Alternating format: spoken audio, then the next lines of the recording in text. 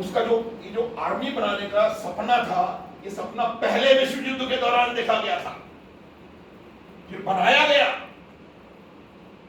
फिर वो कुछ हो नहीं पाया। उसके बाद खुदीराम बोस ने इंडियन नेशनल आर्मी बनाई, कैप्टन मोहन सिंह को उसका कमांडर इन चीफ बनाया गया। वो जो मेजर साहब बाद में जनरल बना हुआ, वहां पर 2-3 तरह की प्रॉब्लम हुई। पहली ये प्रॉब्लम थी कि इस इंडियन नेशनल आर्मी का प्रयोग किस प्रकार किया जाएगा लड़ाई के अंदर। जापानियों का एक मत था, मोहन सिंह का एक मत था। उसके बाद मोहन सिंह कैप्टन थे और उनके सीनियरिटी का भी इशू था उसमें फौज के अंदर। उसके बाद लड़ाई के हालात इस प्रकार के वहां पर हो रहे थे, तो वो इंडियन नेशनल आर्मी खत्म सी हो गई। तब खुदीराम बोस ने नहीं किया। जापानी एम्परर ने पूछा उससे कि भाई इस इंडियन नेशनल आर्मी को रिवाइव करने के लिए हम क्या करें, कौन है ऐसा आदमी जो इसमें जान फूंक दे। उन्होंने कहा ऐसा आदमी तो एक ही है दुनिया में, उसका नाम है सुभाष चंद्र बोस। उन्होंने पूछा कहां है, तब उनको बताया गया था कि सुभाष चंद्र बोस जो है वो हिटलर के पास है और वहां से अपनी ताकत दिखा रहे हैं और वहां से हमला करने की तैयारी। तब जर्मनी और जापान, क्योंकि वो एक ही तरफ से लड़ाई में, उनके आपस में बातचीत। अब प्रश्न ये था कि सुभाष चंद्र बोस को भेजा कैसे जाए।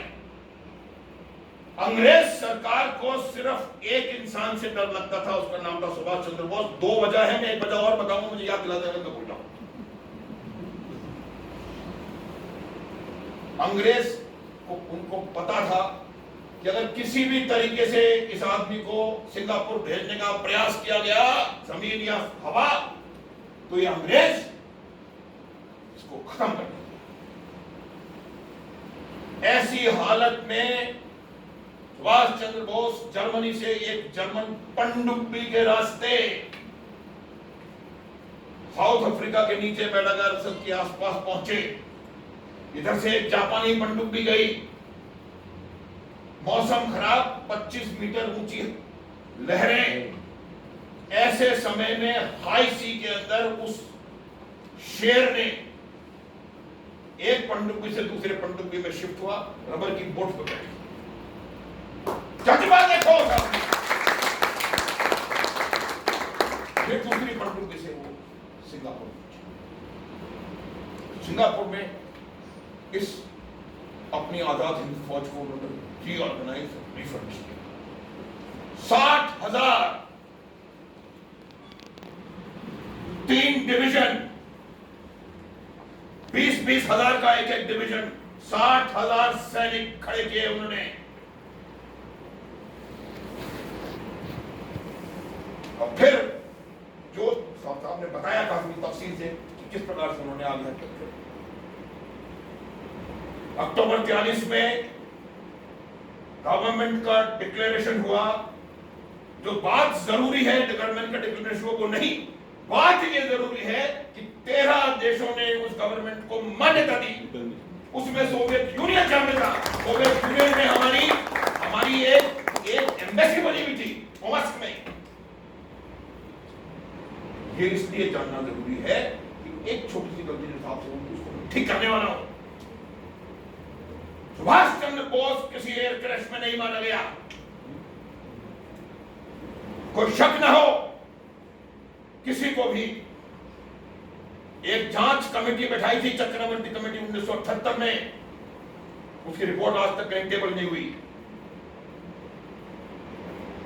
जिस जगह बताया जा रहा है कि हवाई क्रैश हुआ था, वहां का सारा रिकॉर्ड, हवाई जहाज कोई सारी साइकिल तो है नहीं कि आपको पता नहीं पड़ेगा कहां चल रही थी कहां नहीं चल रही थी। उस जगह का 3 महीने पहले और 3 महीने बाद तक कोई एयर क्रैश नहीं हुआ। तो कौन से एयर क्रैश में सुभाष चंद्र बोस मर गए? सुभाष चंद्र बोस को जापानी आर्मी के एक जनरल के साथ भेजा गया प्रमाण है इस बात के, कोई शक न रखे। प्राइमरी हिस्टोरिकल एविडेंस, सुनी सुनाई कही सुनाई कहानियां, पिक्चरों में दिखाई हुई कहानियां नहीं बता रहा हूं। और वो मंगोलिया के रास्ते वो पहुंचे, उन्होंने एक ब्रॉडकास्ट फरवरी 45 में किया, दूसरा ब्रॉडकास्ट मार्च 45 में किया, मार्च या अप्रैल में। तारीख इंपॉर्टेंट नहीं है, ब्रॉडकास्ट इंपॉर्टेंट है। वो कहीं से लीक हुआ और तब आपके पूजनीय प्रधानमंत्री टू बी जवाहरलाल नेहरू, उन्होंने अभी अंग्रेजों को बताया कि आपका वॉर क्रिमिनल को चिट्ठी दिखा सकता हूं मैं आपको। क्लेमेंट एटली को चिट्ठी लिखी है जवाहरलाल नेहरू ने कि आपका वॉर क्रिमिनल सुभाष चंद्र बोस जो है वो रशिया में चला गया है और स्टालिन ने उसको पनाह दे रखी है। आप और स्टालिन तो एक ही तरफ हो।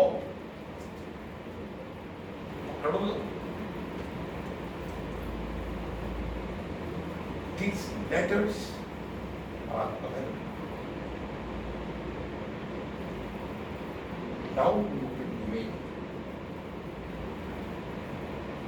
ये वहां पर फिर इन्होंने कहा, ये अंग्रेजों ने, अंग्रेजी इंग्लिश फॉरेन मिनिस्टर था वो, state of secretary of state, वो गए, उन्होंने स्टालिन से कहा कि यार ये देखो, ये तो हिटलर के साथ घूम रहा था, हिटलर आपका दुश्मन है, आपने इसको क्यों बना दे रखी है। तब उन्होंने कहा कि आप ले जाओ इसे, और उन्होंने बंदे भेज दिए उधर। तो अंग्रेजों को मालूम था कि कोई जेल इसको रोक नहीं सकती, और उसको ले जाने की गलती अगर हमने कर दी तो ये हमारी बैंड हो जाएगा दोबारा। उसके बाद आजाद नहीं हुआ तो 1945 की। फिर उन्होंने कहा कि ऐसा करते हैं कि आप वहीं रखो, ये जेल थी उसका बैरक नंबर 35 तक अभी लोगों को याद है, फोटोग्राफ है उसकी चल रही है आपके। तो वहां पर उन्होंने कहा हम वहीं इसकी साइबेरिया में हम अपने इसकी स्टेटमेंट ले लेंगे। स्टेटमेंट लेने का मतलब सबको एक कहानी बता, क्योंकि आईएनए से कोई रिलेटेड नहीं, आईएनए के बारे में बताने के लिए मेरे पास कुछ ज्यादा है नहीं। वो कहानी ये है कि साइबेरिया में अचानक से गैस और स्वर्ण की खुल गया, खोज होगी। अब वहां जाए कौन, -60 डिग्री टेम्परेचर, पूरा हाल। तो जो ये लोग एंटी कम्युनिस्ट मूवमेंट वाले थे, जो कि आज का सेंट्रल एशियन रिपब्लिक है या यूक्रेन है, यहां से स्टालिन हिटलर से कहीं ज्यादा खराब तानाशाह था, हिटलर से कहीं ज्यादा खराब। स्टालिन ने 2 लाख, ये फिगर डिफरेंट है, कहीं एक बोलते हैं कहीं 2 बोलते हैं, 2 लाख आदमी वहां से उठाए, साइबेरिया उनको भेजा, और इतनी बुरी हालत थी कि दिन में काम करते थे, रात तक खत्म लगा, पपड़ी जम जाती थी और ठंड में मर जाता।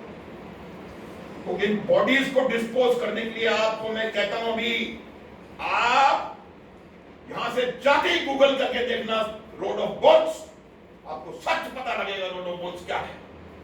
अब इनको पता पड़ेगी बॉडीज का क्या करें, तो जो सड़क ये लोग बना रहे थे उस सड़क में बॉडीज चुनवा दी नहीं, सड़क को मजबूती देने के लिए इंसान को बैठा दिए। और आपका पहला राष्ट्राध्यक्ष भी उसी रोड ऑफ बोन्स में कहीं दबा हुआ है, कोई शक न हो। शर्म आनी चाहिए हमको, हमारे लोगों ने, और उसको प्रधानमंत्री बना दिया, और उसके खानदान को कह रहे हैं कि जब तक तुम्हारा खानदान अपने आप नहीं खत्म हो जाएगा, साले तुम प्रधानमंत्री बने रहोगे। और कई बात, अब मैं बताता हूं आपको दूसरी बात, इसको मैं, अंग्रेज उनसे क्यों डरते थे।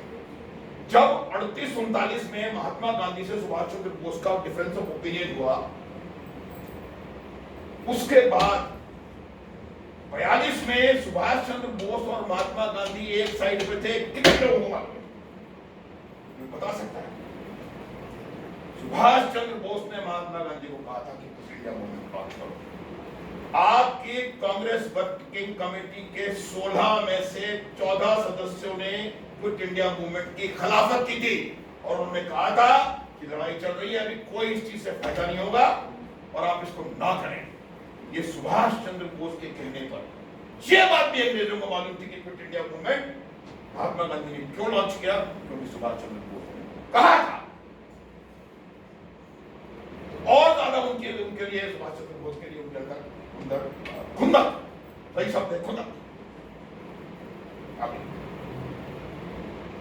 फिर जब ये क्विट इंडिया मूवमेंट हो रहा था, तो इस क्विट इंडिया मूवमेंट को दबाने के लिए कोई सोच सकता है कि क्विट इंडिया मूवमेंट को दबाने के लिए क्या अंग्रेजों ने इस्तेमाल किया? क्विट इंडिया मूवमेंट को क्रश करने के लिए अंग्रेजों ने 55 गोरी पलटने मंगाई, गोरी पलटने, क्योंकि जो इंडियन आर्मी, इंडियन ट्रूप्स थे उनको उस पर भरोसा नहीं था। ये लोग हमारे साथ देंगे, ऑस्ट्रेलियंस, न्यूजीलैंडर्स, कनेडियंस, ब्रिटिश, और रूथलेसली उन्होंने आकर के 100% Congress leadership was put in jail और मूवमेंट वाज क्रश्ड। जब महात्मा गांधी आए वहां से, तो ही वाज इम्पोर्टेंट। वहां पर उन्होंने अपना एक टेक्निक दोबारा शुरू किया था कि फास्टर टू डेथ, सत्याग्रह। तो चर्चिल थे उस टाइम पे प्राइम मिनिस्टर। चर्चिल ने कहा था, why is this old man not dead? फिर जाके लोगों ने उनको समझाया कि आपके सत्याग्रह का उन पे कोई असर नहीं हो रहा है, देश को आपकी आवश्यकता है, इसलिए आप जूस पियो और वापस जिंदा हो जाओ। It is a fact. It is a fact. तो ये जब हुआ, उसके बाद बीपी चक्रवर्ती ने, उस टाइम पे जस्टिस था, और जब वो एक दिन के बाद दोबारा आए थे, उस टाइम पे वो गवर्नर था बंगाल। कई लोग मेरे से जब ये बात करता हूँ ये प्रश्न भी करते हैं कि सुभाष चंद्र बोस को हम क्यों भगाते हैं, क्योंकि वो हिटलर जैसे तानाशाह के साथ मिले हुए थे। उसके भी दो जवाब हैं। उसके बाद मैं अभी आपसे भी प्रश्न करने का मौका दूंगा। I want to interact with you. जब सुभाष चंद्र बोस को तो इसके दो जवाब जो मैं बता रहा था, तो पहला तो ये था कि कोई भी वजह हो, कोई भी तरीका हो, लड़ाई लड़नी है, देश को आजादी दिलानी है, उसके लिए आपको किसी से मदद लेनी हो, पाकिस्तान तालिबान से मदद ले रहा है, तालिबान पीटीडी से मदद ले रहा है, कोई भी किससे ही मदद ले सकता है। अमेरिका ने पाकिस्तान से मदद ली, चीन भी। तो ये everything is fair and love. One, उसने कहा कि मैं हिटलर की तरफ से नहीं लड़ रहा हूं, और दूसरा मैं बताता हूं कि अंग्रेज जो था वो हिटलर से 100 गुना ज्यादा नृशंस, हत्यारा और खतरनाक बंदा। सारे आपके साथ आप 200 साल, हमारा 600 साल का इतिहास है जब हम बीए में रूल्ड बाय अदर्स। सिर्फ ये 200 साल हैं जहां पर कि आपका ऐसा उन्होंने सोसाइटी बना दी है कि आज आप उस सोसाइटी में नहीं सकते। एक लीडर ने कहा था, as long as there is caste, there can be no India। ये बात उनको पता थी। यहाँ मेरे फ्रेंड्स बैठे हैं, सिख पीपल। मैं जिंदगी भर सिख पलटन कमांड करता रहा हूँ, मेरी यूनिट में 50% सरदार थे। कास्ट सिस्टम जब तक रहा था, वो सबसे पहले इन लोगों ने पहचाना। उन्होंने कहा भैया सारे सिंह हैं, कोई भारद्वाज गुलानी गुलानी कैसा भी हो तो सिंह है, और सिंह है तो भारत का सिंह है, सिंह है तो शेर है। और इसीलिए ये कम्युनिटी जो है पूरी दुनिया में कोई सारी जगह ऐसी नहीं दुनिया की जहां पर इनका होना। हमने जो उन्होंने हमारे ऊपर राज करने के लिए चालाकी चली, उसको हमने अपना इलेक्शन जीतने का आधार बना लिया। आज देश में कोई इलेक्शन पंचायत से लेकर के प्रधानमंत्री तक बिना कास्ट के नहीं होता। पार्टी कोई भी हो, बीजेपी, टीजेपी, एजेपी, कोई फर्क नहीं पड़ता सब। और ये बात फिर याद दिलाता हूं कि as long as there is caste, there can be no India will only come when we take a lesson from Punjab. लेकिन आज कोई भी सब यही करेगा। तो ये दो वजह थे जिनकी वजह से ब्रिटिश हुकूमत नेताजी के पीछे लगी और ये ब्रिटिश हुकूमत ने नेताजी को मस्क में, साइबेरिया में खत्म किया, टॉर्चर किया। ये सब मिथ्या है कि ये क्रैश, ये सब आजादी आपको मिली, ये मैं बताता हूं आपको क्या हुआ था। अब जब फर्स्ट वर्ल्ड वॉर थी 14 से 18 तक, तो भी हमने क्या सोचा था कि हम वर्ल्ड वॉर में लड़ेंगे। 13 लाख सैनिक, 13 लाख मैं और आप, 13 लाख सैनिक अंग्रेजों के लिए लड़े पहली वर्ल्ड वॉर में 14 से 18। 70,000 आजाद, हिंदुस्तान आजाद होने के बाद 5 लड़ाइयां लड़ चुके हैं, कुल मिला के 25,000 लोग नहीं मरे हमारे। 70,000 हमारे सैनिक वीर गति को प्राप्त हुए पहली वर्ल्ड वॉर में। और हमने सोचा कि हम कटोरा लेके जाएंगे और अंग्रेज उस कटोरे में आपको आजादी फेंक देगा। अब मैं बताता हूं आपको अंग्रेज ने क्या किया। 1918 में लड़ाई खत्म हुई और अंग्रेज ने आपको उस कटोरे में दिया जलियांवाला बाग। उन्होंने कहा कि तुम लोग क्या समझते हो अपने आप को? तुम क्या समझ रहे हो कि तुमने हमारी मदद करी है? ये है तुम्हारी औकात। और उन्होंने जलियांवाला बाग में आपको आपकी औकात दिखाई। और अब ये मैं सवाल आपसे पूछता हूं कि ये औकात जलियांवाला बाग में क्यों दिखाई, शाहीन बाग में क्यों नहीं दिखाई, दिल्ली में क्यों नहीं दिखाई, बॉम्बे में क्यों नहीं दिखाई? जलियांवाला बाग में इसलिए दिखाई कि जितने लड़ाके उनके लिए लड़ रहे थे उसमें से आधे पंजाब से आते थे। इसलिए वो लोग पंजाब जाकर के आपको लेसन सिखाना चाहते थे कि ये तुम्हारी औकात है। और हम फिर क्या करें? जब महात्मा गांधी ने ये नॉन वायलेंट मूवमेंट लॉन्च किया था तो अंग्रेजों ने इसको बहुत हवा दी। अंग्रेज मीडिया ने उनको लगा क्या ये तो बहुत हमारे लिए बढ़िया चीज हो गई कि ये नॉन वायलेंट रहेंगे। नॉन वायलेंट रहेंगे तो क्या रहेंगे, हमें क्या लेना, हमें क्या फर्क पड़ता है? नॉन वायलेंस आप करते रहो, 4-5 भूखे मर जाएंगे, 5 साल पैसे हो जाएंगे, कोई फर्क नहीं पड़ेगा। इसको हवा उन्होंने दी। जब महात्मा गांधी जेल जाते तो 6 घोड़े की बग्घी आती थी उनको लेने के लिए। जवाहरलाल नेहरू जब जेल में गए थे तो वहां बैठ के उन्होंने 2 किताबें लिखी। कोई जेल में काले पानी में बैठ करके सावरकर की तरह किताब लिख के नहीं सकता। तो उनको 5 सितारा फैसिलिटीज जो उन्होंने 2 प्रोडिजीज बना रखी, उनको उन्होंने कोलैबोरेटर्स उन्होंने साथ दिया। सिर्फ एक फौज जिसने, भाई आपको आजादी किससे मिली, किससे आपने आजादी ली? आप 15 अगस्त मना रहे हैं, मेरे को बुलाया आपने यहाँ पर, किससे आजादी ली आपने? अंग्रेजों से। अंग्रेजों के खिलाफ कौन लड़ा? इंडियन आर्मी तो अंग्रेजों के साथ लड़ रही थी। जवाहरलाल नेहरू और महात्मा गांधी तो अंग्रेजों के साथ थे, कांग्रेस अंग्रेजों के साथ थी और उनके खिलाफ लड़ रहा था इंडियन नेशनल आर्मी। 26,000 जाने दिए। कोई दुनिया की फौज ऐसी नहीं है जिसमें 60,000 में से 26 से 44% लोगों ने जान दी हो। कोई आर्मी नहीं है, कोई दुनिया का इसका वो उसका सानी नहीं है कोई इस उदाहरण का। 44% लोगों ने जान दिया, ऐसे ही नहीं है।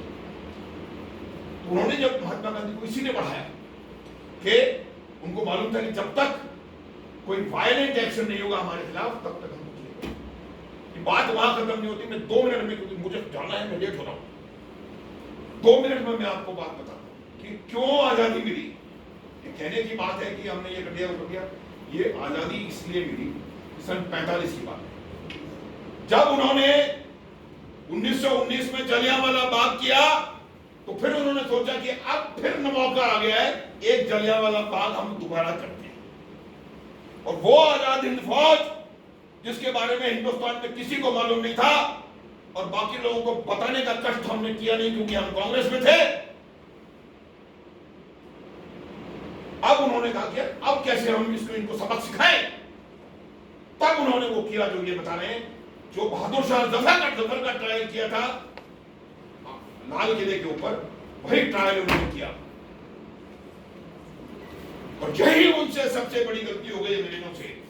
कोई खबर उनको सही नहीं पहुंच पाई, नारे लगने लगे कि हर घर से निकलेगा ढिल्लों,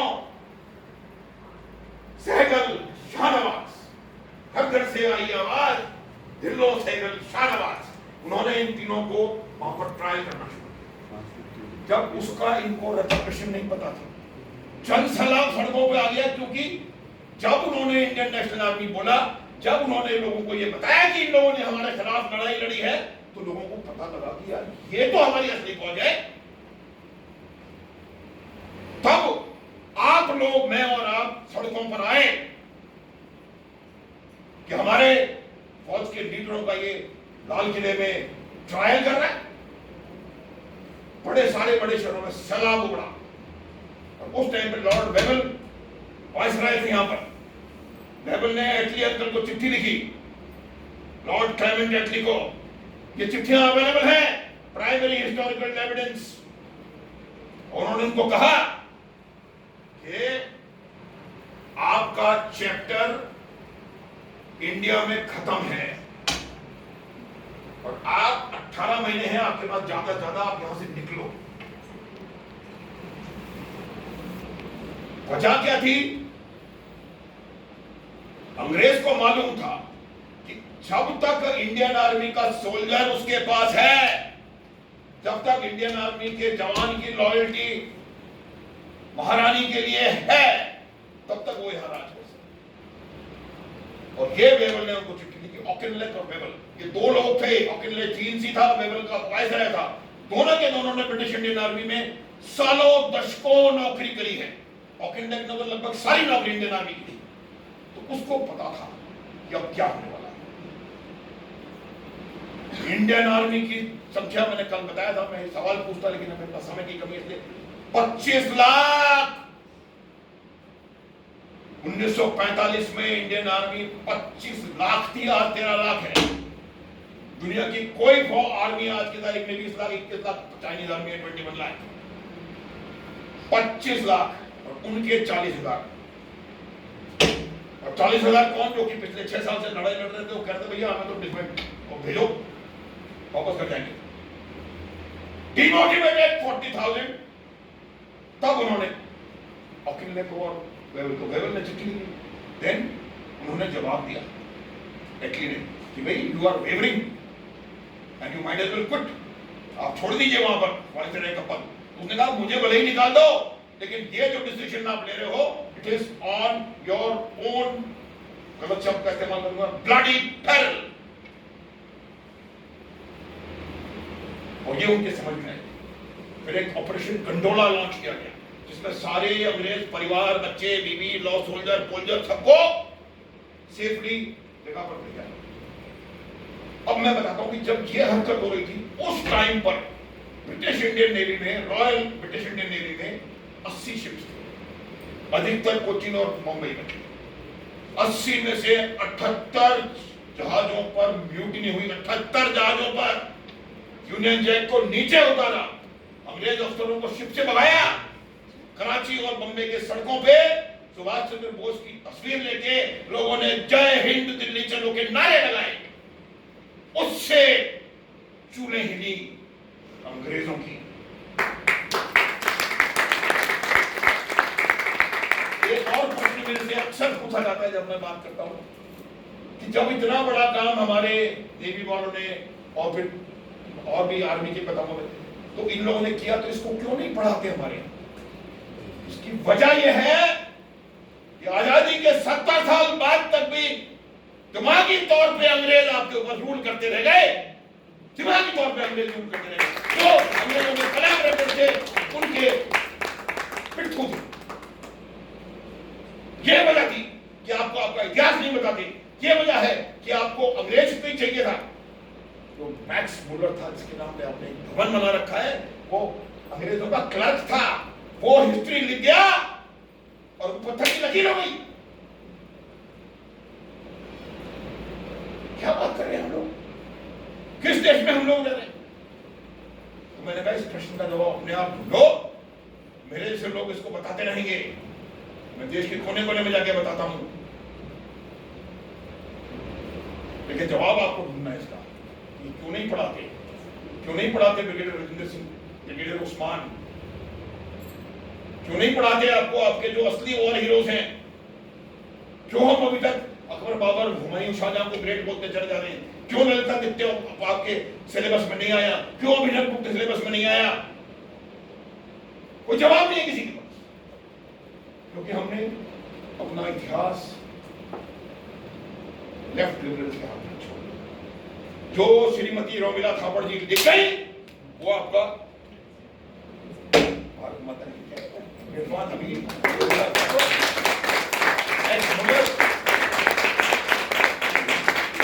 अब हो रहा है, तब्दीली आ रही है। अब हम लोग बता रहे हैं लोगों को, आवश्यकता है सबको जागने की, सही समझने की और यह बताने की कि जो आप गलवान की 1 मिलीमीटर जमीन की बात कर रहे हैं, जो 52,000 किलोमीटर आपने दान कर दिया, उसकी बात करो, उसका जवाब लो, फिर आपको पता पड़ेगा क्या है। बिना लड़े तब तक आपकी नींद खुली थी 1959 में, तब तक वो हाईवे बन चुका था सचिन के थ्रू लासा से सिंचान तक। क्या ये प्रश्न सोचना बंद कर दो। आजादी कहां से आई इसको सच पहचान लें कि जो हीरोज हैं वो मंगल पांडे से शुरू होकर के और सुभाष चंद्र बोस तक चलते हैं, बाकी सब कोलैबोरेटर्स हैं। आजादी बिना खड़क बिना ढाल ही आई, क्योंकि हमारे लड़ाके बिना खड़क बिना ढाल लड़े, लेकिन वो लड़े और आपको उन्होंने आजादी दिलवाई। जय हिंद, जय भारत, भारत माता की जय, भारत माता की जय।